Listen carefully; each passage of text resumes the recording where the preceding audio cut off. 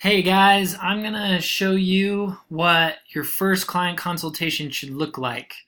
Okay, so sometimes your client might meet with you online, sometimes it might be in person, but the team lead or for the for the ALPS basic program, and then the junior analyst for the ALPS advanced program should always be 10 to 15 minutes early to the meeting, okay? That is critical, and the reason why is you're going to want to set up Google Hangouts beforehand, okay? So you should have created an event with your client, and what you're going to do, since you created the event, you're going to be the admin for the Google Hangout meeting, okay? So you're going to want to click on the Google Hangout meeting link and get this set up beforehand, before the client gets there.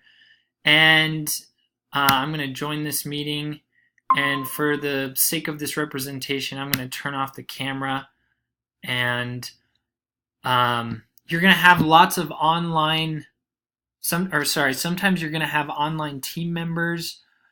Something that they're going to want to do when they get on the Google Hangout is they're going to want to turn off their camera and turn off their microphone, okay? The reason why is it eliminates distractions and it keeps the meeting professional. If they have any questions, they can turn on their microphone and camera to ask it, but always remember to turn it on and when you're speaking and off when you're not, just to help the meeting run smoothly. So after you have your Google Hangout meeting set up, your client will get there. You want to make sure that you look sharp, that you have an agenda ready to go, that your questions were prepared beforehand, so that you meet all of your clients' needs, okay?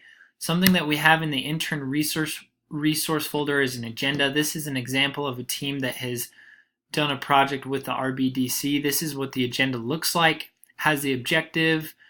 Something that you're going to want to do with your client is you're going to want to get to know them, so have some introductions, introduce the research team, get to know each other a little bit. That's really important. You want to build trust.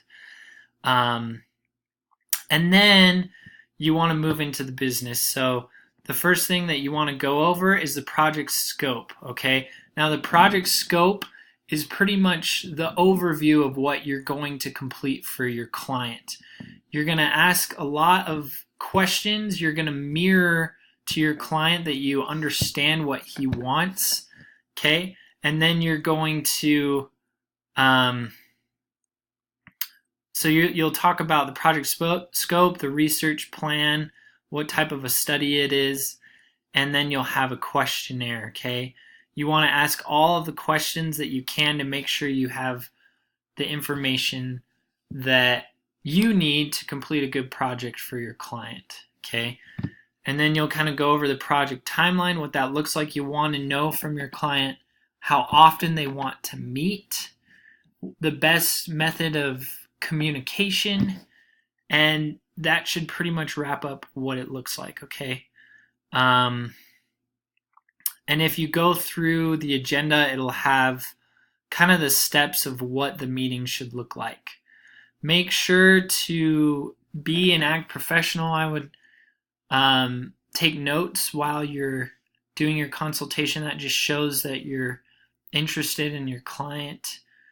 Ask a lot of questions. Make sure you don't talk over your client, and you should be set to have a wonderful kind of outline for what your project should look like. If you have any questions, just ask one of the project managers. We're really excited for you guys, and we're really excited for you to have a successful client consultation. Thank you so much.